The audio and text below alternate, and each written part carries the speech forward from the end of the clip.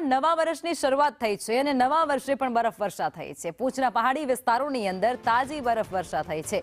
પીર પંજાલની પર્વતમાળાઓ પર બરફવર્ષા થઈ છે। પૂંછના પહાડો પર સફેદ ચાદર છવાઈ ગઈ છે। પહાડો પર બરફવર્ષા થતાની સાથે જ ઠંડીમાં પણ વધારો થયો છે। જમ્મુ કાશ્મીરમાં હાલ છેલ્લી કલા ચાલે છે, એટલે કે 40 દિવસની કડકડતી ઠંડીનો આ સમયગાળો અત્યારે ચાલી રહ્યો છે।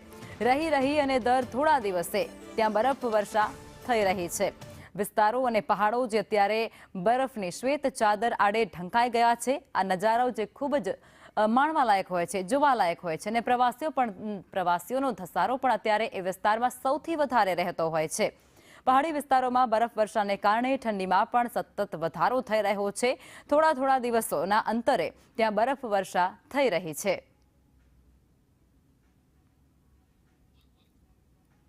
પહાડી વિસ્તારોમાં બરફવર્ષા હજુ પણ યથાવત જોવા મળી રહી છે। એ પહાડો જે અત્યારે શ્વેત ચાદરની આડમાં ઢંકાઈ ગયા છે। કુદરતી રીતે આ રમણીય નજારો જેને જોવા માટે અઢળક પ્રવાસીઓ એ વિસ્તારોમાં પહોંચતા હોય છે। પૂંછના પહાડો છે આ જ્યાં અત્યારે સફેદ ચાદર છે તે પથરાઈ ગઈ છે।